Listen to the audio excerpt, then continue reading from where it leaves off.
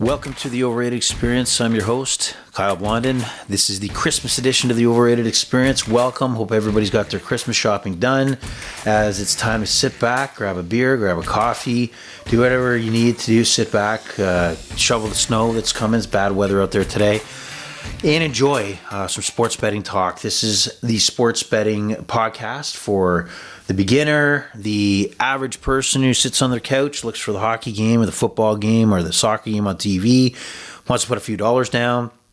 We want to talk sports gaming news, sports in general news.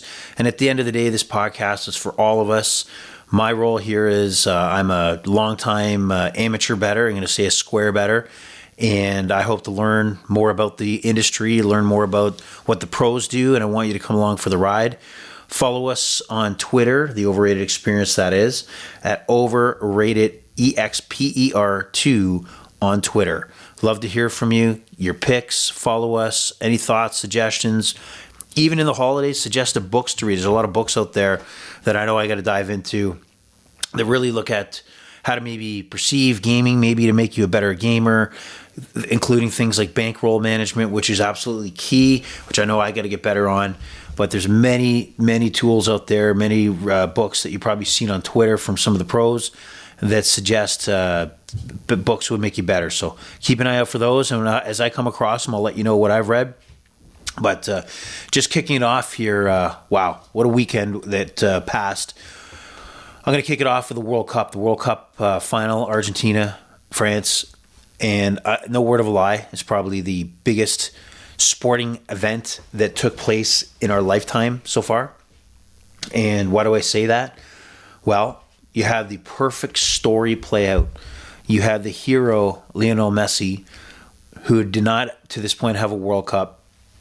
Maybe the only thing missing from his career probably was, from the World Cup, was a World Cup trophy, World Cup win. And the story was Argentina goes up 2-0. It looks like they've put it home. And then Kylian Mbappe, probably the best young talent player in the world, goal scorer, comes back, scores a hat trick. Well, at least scored 2 goals, one being on a penalty kick and one being a great shot to tie the game to head to extra time. So Messi right there it was so close but taken away. We go to extra time, and Messi actually scores a goal that just squeaks by the goal line. Looks like we're on our way to an Argentinian victory before another penalty gets called. And guess who steps up? Mbappe, teammate of Messi with PSG, puts her home, ties it up, and we go to penalty kicks. Now, before I talk about the penalty kicks, I find it funny. Again, as far as soccer goes, or European football, I joined the following of it probably 10, 12 years ago. I was in the camp of, it's kind of boring. I, kind of don't get it. I don't get the excitement, all that stuff. And that slowly changed, and watching every Saturday morning as EPL action became available, then other action became available, and guys like Lionel Messi stepped on the scene.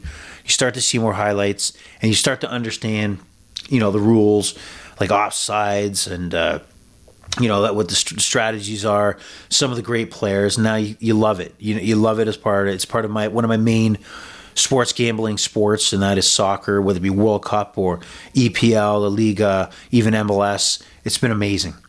But when you see tweets during the World Cup from celebrities and or people online that ask questions as if the game needed improvement, such as about the compliments on penalty kicks, or substitution of guys coming off, or diving, etc.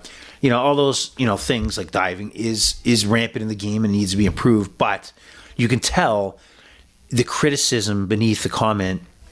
And I'm here to tell you, those who don't like the game of soccer, I don't think the rest of the world cares. And it's okay for you to go back to sleep, turn the TV off, and move on with life. The game doesn't necessarily need those extra folks that are focused only on North American sport. So if your cup of coffee is football, great. Turn off the TV. Let the other billions of people around the world watch. They're not looking to improve the game based on your suggestions like, oh, maybe they should have a blue line. Like, yeah, no, they shouldn't. That's the game. So it's just, I find that funny on Twitter, seeing the criticism, yet not quite direct criticism, but almost like comments. They should do this in the game. No, You have 3-4 billion people in the world turning their TVs on a weekly basis watching the sport, whether it be their local team, whether it be events like the World Cup, whether it be the big time Premier Leagues and the Ligas and Bundesliga and all that stuff. It's just leave it alone, go back to sleep, and come back in 4 years when you want to tweet again. That's my rant about those folks on Twitter that, man, just open your horizons and enjoy what you're seeing. You can do both. You can like football, you can like hockey, you can like basketball, but you can also embrace soccer. And maybe you don't know what's going on, but hey, Google it, ask somebody, and maybe you'll understand. Just also a few notes about the World Cup. A few notes about Bet365, actually. Bet365 apparently, I don't have the details in front of me, but it took quite the bath on the World Cup final with a lot of the boosts and all of the Argentina. Well, here's one. Here's one of the advantages of being Bet365. If you would have bet Argentina in the 90 minutes, you would have got that auto payout already. So you didn't get screwed over when the game ended regulation of 90 minutes with a 2-2 draw. You had already received your funds. So Bet365 had to pay out folks that bet not only Argentina, but also bet the draw, folks that bet the game would go to extra time, bet how many would Messi score, shots on target, would Mbappe score goals, multiple goals. There's people out there, would he score a hat trick? They paid a pretty penny based on the results of what happened in that game. Again, the best, greatest sporting event, history of mankind. I'm not going to draw back on that comment because that's what it was. I don't care if you don't like soccer or not. That's what we witnessed. And the hero, Lionel Messi, after penalty kicks, wound up as champion. And those who don't like penalty kicks, do you really want to sit there for 3 hours or 4 hours? No. They had 90 minutes plus another 30 minutes to try to end it in regulation, in extra time, and you got to finish this game. And the penalty kicks, so be it. Argentina wins. They're world champions. Messi is the MVP. That's the story we wanted to play out, and that's one of the best sporting stories in the history of sport. So amazing, awesome. Apparently 4 million people attended the parade. If you've seen the highlights, they had to get off the bus, the players did, take a helicopter. Absolutely crazy. Absolutely crazy. If you want to party, go to Buenos Aires, and I'm sure that they haven't stopped partying. So awesome on Argentina. And you know what? I got paid out. I took the over. I took, what did I take? Corners? I can't remember what I took there, but I just know I got paid. There's so many things that happened on the weekend, and also related to the World Cup. One of the things that really shocked me was Bet365 also had a technical issue. I know the lady from upstairs that I live with, she was trying to get on Bet365 to place a bet prior to the game starting and during the game, and the site was down due to technical difficulties. Checking the Bet365 Twitter site also confirmed that was the case. So I don't know how many people out there, maybe you were one of those, that got absolutely screwed by Bet365 not being available. Usually dependable is Bet365, but they were not dependable on the biggest sporting event we're ever going to see again. So I'm curious how they handle that fallout. So I don't know if everybody was affected, but there's a lot of people affected. So I'm sorry, because I was on FanDuel and I placed my bets. I didn't have a problem. So shout out to FanDuel. Great job, FanDuel. Some other notes related to the World Cup again.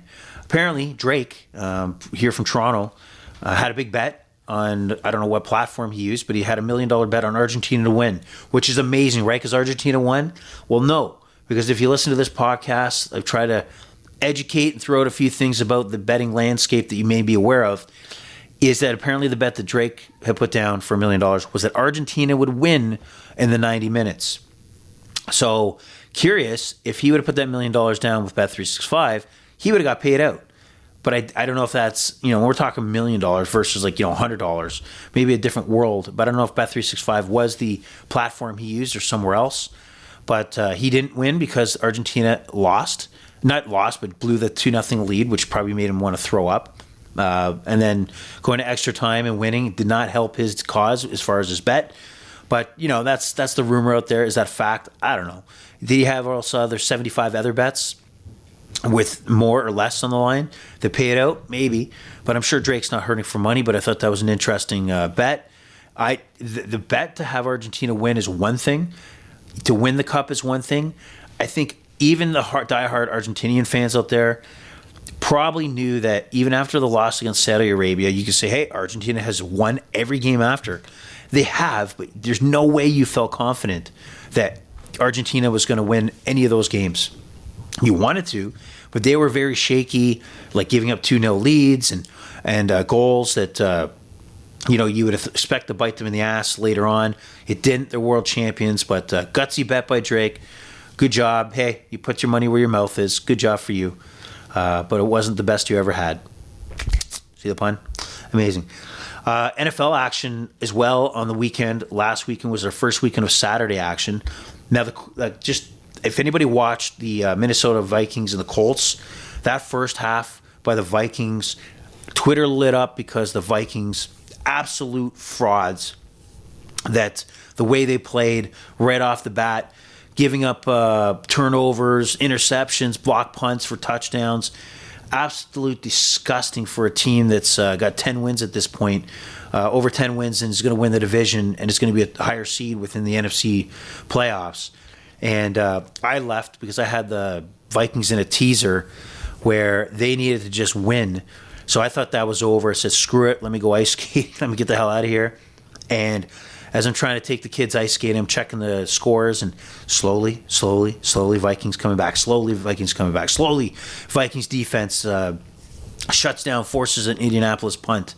And once again, after having a 33-0 lead at half, the Colts lose. The previous week, they gave up 33 points against the Cowboys in the fourth quarter. Matt Ryan, you need to retire immediately. The press conference should be set up in the showers before you get there. They shouldn't even let you use soap or use any of the hot water. It's time to go. Get the hell out of here, because that's what's going to happen. Nick Foles is going to start for the Colts going forward. Matt Ryan's career is over. Either it's over as a starting quarterback or except being a backup quarterback, which maybe you could be utilized in the case somebody goes down with a season-ending injury. But it is done. Jeff Saturday, coach, that experiment has blown up in their faces. I don't know how much has contributed to Jeff Saturday being the coach, has zero coaching experience in the NFL, but I can tell you there's no way you can go into next year with Matt Ryan as a quarterback, which I don't think they would do, and Jeff Saturday cannot be given another chance. It's time to wipe the slate clean, give up on what you have put forth, because you were expecting to be in the playoffs and things absolutely went south. You're done. Saturday needs to go. He needs to walk away and say, hey, I'll go back to TV. It didn't work out here. Bye-bye. So, Colts fans, I'm sorry, but your Colts are absolutely a joke right now. But shout out to FanDuel. Jonathan Taylor, star running back for the Colts, went down after the first play. Looks like he's done for the season. But FanDuel has done a great job, at least in my mind, and maybe not the only sports book, but the sports book I was using. And what they did was refund anything that was related to Taylor's. I had him in a parlay. I had him in a same game parlay where he was a part of Justin Jefferson hitting 80 yards and also the Vikings winning, and he was the third leg of it by having a certain amount of rushing yards.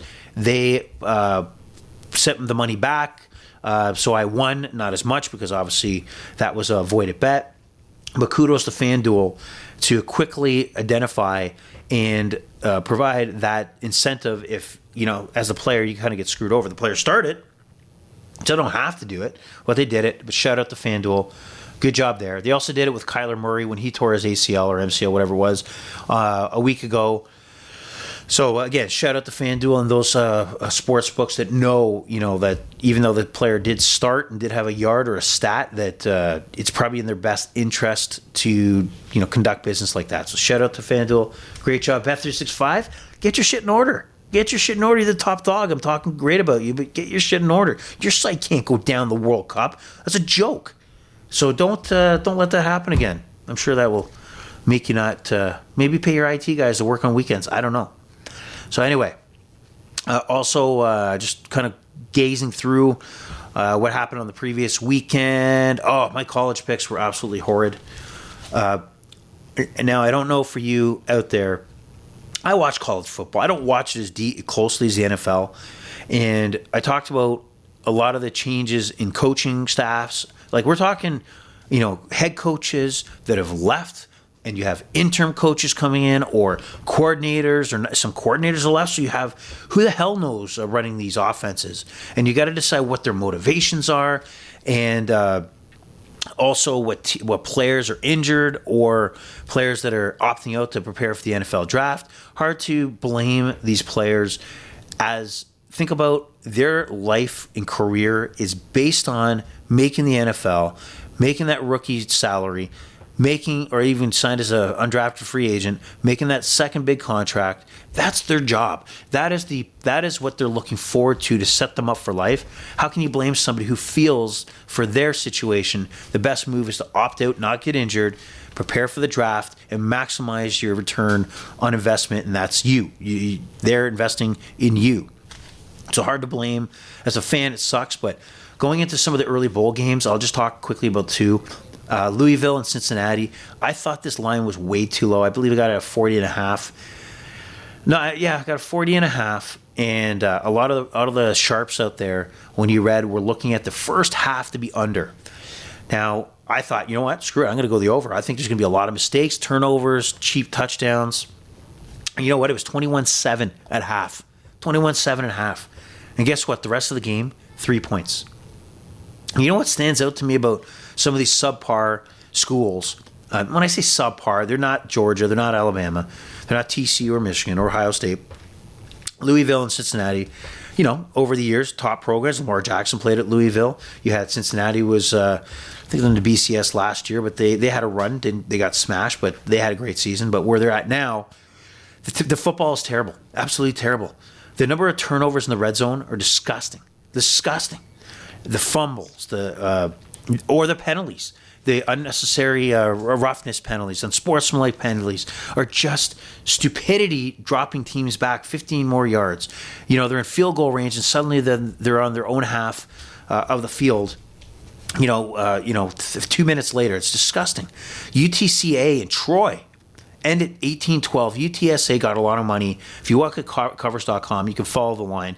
And UTSA, San Antonio, was the team that came out as a favorite. And if you watch the game, they were the better team in this ball game, at least for the first two quarters. But then, their stats, they had 3 lost fumbles and 2 interceptions. I believe there was 4 drives back-to-back where there was turnovers, red zone turnovers. Like, you're watching the interceptions thrown. How can somebody at this level, getting a scholarship, make these decisions and fumble and, drop the ball or this or that? It's terrible football in some of these games. And that's why teams like Georgia, which are as close to a professional football team as you can get in the college ranks, steamrolls over a lot of programs. And this is why, from my lesson going into next year, and maybe even looking at college basketball, there are gaps that can be found. The parity is not here. And this is why the professional gamblers love college football. They can find holes in the lines to take advantage of. They're not right all the time. If you check out Bet the Board, the podcast with Todd Fern, that's a great podcast to kind of get some insight on some of the games they like going into each Saturday, and even the bowl games that they've covered really well. And I'd suggest listening to that if you want to continue to bet the 30 to 20 odd some odd bowl games that are going to continue throughout the holidays here. But terrible football, but opportunity that I know I didn't take advantage of, but you and I down the road can take advantage of, because this is where the gaps exist. So just worth noting, my bowl season did not start off very well. So transitioning away from what happened previously to looking forward, I don't have any necessarily picks. I don't have any picks per se, but I just, as a sports bettor, want to give you a heads up that if you like to bet hockey, just a reminder that the World Juniors Under 20 International Tournament begins on Boxing Day, which here in Canada is December 26th. It's an actual stat holiday. I know that in the U.S. that is not a holiday, but that is some good, if you like some good afternoon, mid-evening action. There's some good action there. Canada, the U.S., a lot of the traditional teams are obviously the powerhouses. Take a look at that. FanDuel's got a nice little line on there. I don't know if everybody does, but I know FanDuel does. Also, EPL back in action, December 26th. Right now, I'm a little iffy and probably won't make any decisions on what bets to make. until Monday morning as we get to the first Brentford-Tottenham clash, which is going to start at 7:30 a.m. Eastern Standard Time. When we're coming off the World Cup, I don't know who is or who is not playing. I don't know if Harry Kane right now, I can't find anything, for example, for Tottenham, as if he's going to play after coming off the loss to France a few weeks back, if they're going to give him a rest. Song also, he had a run in the World Cup. Is he going to play? These are big players that will be impactful, that we got to know if they're in or out. And some of the other, obviously, the Liverpools and the Chelseas also have players that we don't know how that's going to work out. So I'll wait a little closer to Boxing Day, but you're damn well sure I'm going to be putting some money on that. Good time to have the EPL back in action and ready to sports gamble. Love it. So EPL under 20, and I was going to mention something else in there. It's kind of slipped my mind, so maybe we'll put that in the back burner for now. Moving on to what you are here for, and that is looking into this weekend's NFL action, which is actually going to start on Saturday, Christmas Eve, with only a few games on the Christmas day. And we'll go through that quickly. I know I wanted to stick to 5 key picks, but I'm going to run through 10 bets I like and a few NFL notes. I'm going to go with 10 because it's Christmas and I want to keep on giving. And you, the listener, deserve more being loyal followers. So shout out to those to you in Canada listening. I know some of our folks in the United States are listening. Thank you very much for following Overrated Experience on a weekly basis. Join us on Twitter.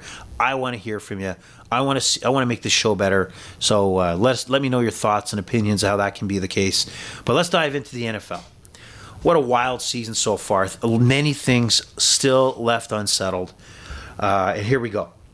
I want to start out with I'm going to throw out different bets out there that maybe you are not aware of, or maybe you are aware of, but something worth thinking about. One of those bets, and it's on Bet365 for the most part. I don't know who else has it, but there's a bet called Total Penalties Accepted. So for the NFL, obviously on almost it seems like a play-by-play situation, you got the yellow flags. There's a flag, and the referee announces. First of all, would you not, like if you talked about one thing you want to do before you die, to whether it be step on the mound at Fenway Park or Yankee Stadium, or take a 3-pointer at Staples Center with the Lakers. Think about at a lot of our ages now. So I'm in my 40s. Wouldn't you love to simulate calling a penalty? Walking over to the sideline, the camera's got you focused in. You turn your little mic on. And holding 10 yards, blah blah blah, 10-yard, blah blah blah. You go through the penalty. That amazing. That would be an awesome experience. So something irrelevant and has nothing to do with our conversation here, but I thought there was extra value to add that in. So the bet we're talking about is Total Penalties Accepted. It's under the main props, and what that means is that even though there might be 15 flags thrown on the field throughout the game, you're only going to get credit for penalties that are accepted. So, as an example, and I'm just throwing out a random game, the Atlanta Falcons and the Baltimore Ravens have a 9.5 over-under on unaccepted penalties at -110. So the penalty will count if a team accepts the 5-yard offside or the false start. But if you had a situation where maybe, let's say the Ravens get a sack on a 3rd down in Atlanta territory, where the penalty is holding, and instead of accepting the 10 yards to push the Falcons back to repeat the 3rd down, they strategically decline the penalty so that the Falcons are on 4th down and most likely will punt. That flag would not count towards your total. So just be conscious of that. It's not every flag, it's accepted penalties, but interesting wager. It might be fun for you to check out. All right, so to start with our 10, and again, I'm going to throw in a few notes about games you might want to be aware of. Weather is a big deal this weekend. I'm not going to talk about the Cleveland-New Orleans game. That game apparently is going to have winds that are equal to, if you recall last year, there was a Buffalo-New England game in Buffalo where New England did win, but everything was on the ground. You could not throw into the wind depending on the side you were on. It really affected the game, and New England probably got a win. They win they could only thank the wind and the weather situation to pull that one out. So I'm going to stay away from anything Cleveland, New Orleans. But let's start with the Atlanta Falcons and the Baltimore Ravens. I had something there I liked, but I'm going to stay away from it. There's a lot of injuries in this game. Lamar Jackson will not play. Hundley, a quarterback for the Ravens. If you watched last week's game in Cleveland, they were in the red zone multiple times and came up with points. I think one field goal, not good at all. He throws side to side. He's not throwing down the field. I don't like this game at all. There's too many injuries. Even on the Falcons side of things, they're going with a rookie quarterback that I really didn't impress last week. And really, they spent most of the time on the ground running the ball. And I think that's what's going to happen here today again. So I'm not going to touch that game. One of the games I do like is, part of my 10, is the Chicago Bears host the Buffalo Bills. Buffalo Bills, you'll probably find at least in the AFC Championship game this year, so one of the top teams. The Chicago Bears, not so much. However, what the Bears do bring is the ability to run, and Justin Fields, quarterback for the Bears, is one of those guys that's going to take off and run. So I do like Justin Fields, 74.5 rushing total at -130 to go over. The Bills have been struggling to stop the run, and if that's what the team does, that's what the Bears do, why would I not take it? Justin Fields, you're the man. I got my money on you. So Justin Fields, like I said, I got my money on you. 5 of 6 games, you've gone over the 74.5 mark. So I feel confident that you're going to be running and running and running. Weather is also going to be an issue this game. However, you got 2 cold weather teams. I like Josh Allen to still be able to throw the ball. I don't care if it was a sauna out there. Justin Fields is going to not throw the ball successfully anyway, so I don't think there's anything that's really going to change for their game plan. But I do like also this game to go over 40. I do like it. When you see a 40 with the Buffalo Bills in it, you got me in. I'm in. So that's at -110. I'll take it. Also, didn't touch the Cincinnati. Actually, I did. No, I'm going to stay away from the Cincinnati game, but I can't see New England winning there, but we'll leave that one alone. Lions, 2.5. There's not much analytics to go into. They're going in to face the Carolina Panthers. The Panthers choked and blew their opportunity to catch up with Tampa Bay by losing to the Steelers at home. I don't get it. I don't get how the Carolina Panthers can play well one week and just play like garbage against the Pittsburgh Steelers. Don't really allow Mitch Trubisky to throw the ball around in it. Give me a break. So, although Carolina does have something to play for, they're still in the mix for the division. You just got to go with the Lions. Right now, they're on fire. I'm going to tell you, earlier in the year, I've trusted the Lions, and they've screwed me when they got crushed by Seattle, and they just couldn't stop anything. But it looks like things have changed. Jared Goff, where does this come from? When he was with the Rams, even during his Super Bowl year, you knew he was the downfall of that team, and that's why they went for Stafford. He has been very, very solid for the Lions. He throws the ball downfield. He's not taking a lot of sacks. I think the stat I've seen, he's taking the fewest sacks, or at least tied for it, which is absolutely something you wouldn't have thought of. He was a pylon out there. He's been effective. I guess that's from the organization. Dan Campbell, they've done something right to salvage getting Jared Goff as their quarterback. And you know what? He may stay there as a quarterback. And I don't think that's what they were thinking last year when he was making bad throws, making bad decisions, and taking sacks that he shouldn't have taken. So let's go with the Lions, -2.5. You just got to ride it. There's not much analytics there. You just go with it. Ride the hot hand. Here's an upset that I think could happen. Houston takes on Tennessee, the Tennessee Titans in Tennessee. The Houston Texans are garbage. Yeah, you know that. However, they've seen some life the last few weeks. They gave Kansas City a run last week, almost beat them, almost knocked off Dallas. And what has Tennessee got going for them? Why wouldn't we take another run at Houston at +150 here? Ryan Tannehill's not going to play. You know they're going to just hand the ball off to Derrick Henry. Malik Willis has not shown that he can actually play the throwing part of the quarterback position. Run, sure, but they're horrendous. They're already a stale offense, and you throw Merrick Malik in there, you're dead. So what has Tennessee got going for them? They're a stock that's going way down. And Jacksonville, just knocked off the Jets. First of all, I screwed up yesterday. I knew, come on, Jacksonville was a plus against the Jets and Zach Wilson starting. And I decided at the last minute, let's go for the over-under, because the over-under was like 36.5 or 30, whatever it was. That's a stupid decision by me.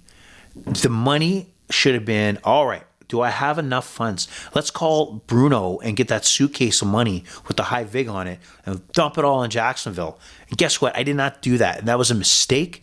And, when the game ends where Jacksonville easily handled Zach douchebag Wilson, who can't play the position, he's done.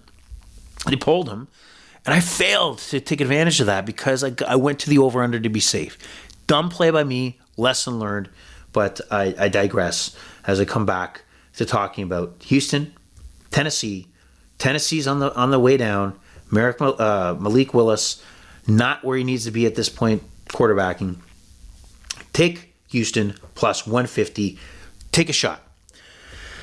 Now here's a play. Moving on to Minnesota, New York Giants, that I went back and forth on. And that is Justin Jefferson receiving yards over 90.5.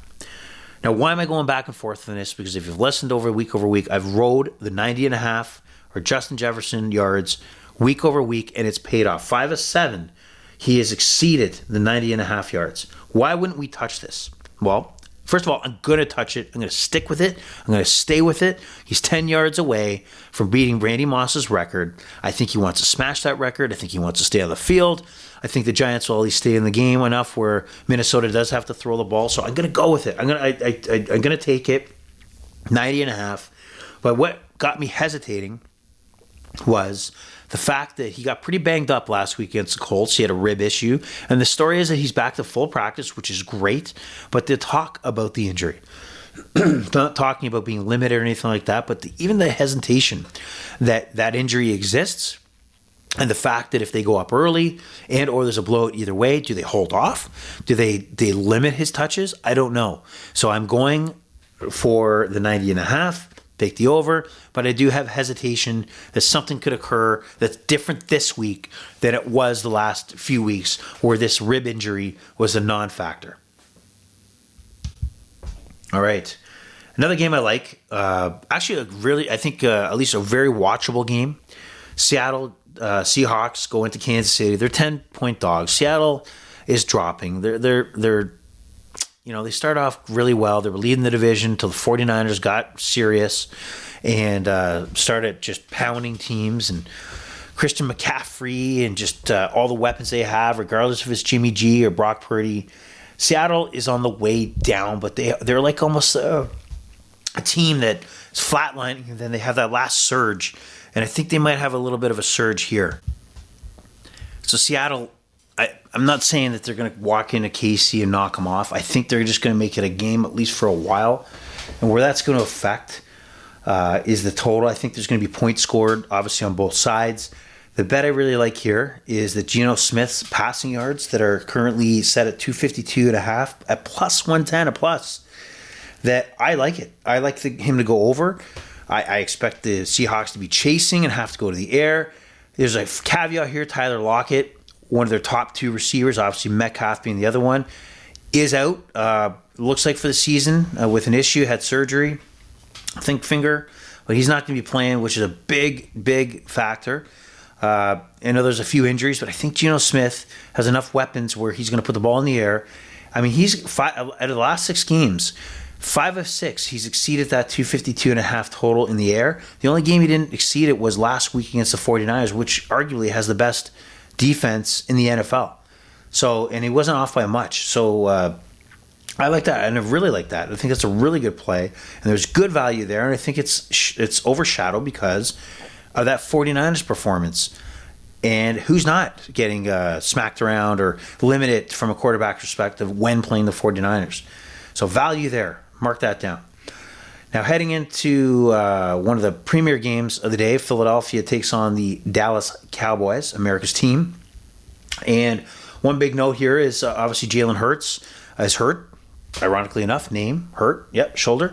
He's not good to go. He won't be playing. He's ruled out. Gardner Minshew is former, if you guys don't know, he's a former starter for the Jacksonville Jaguars, and now has been pretty much a backup for the Philadelphia Eagles.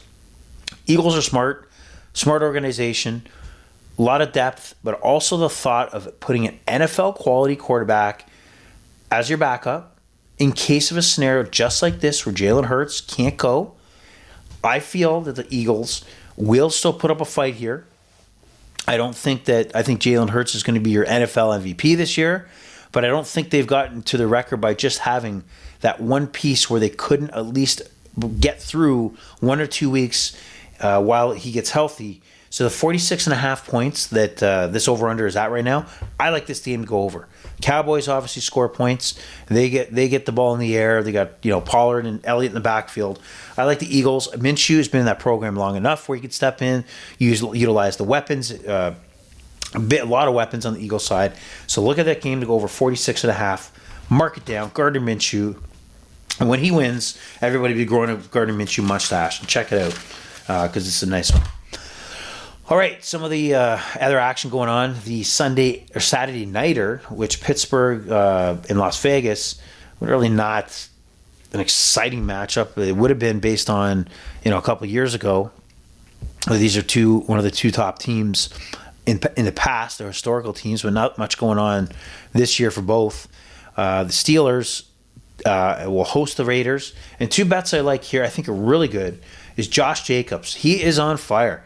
And 84.5 rushing yards, they're going to keep giving him the rock.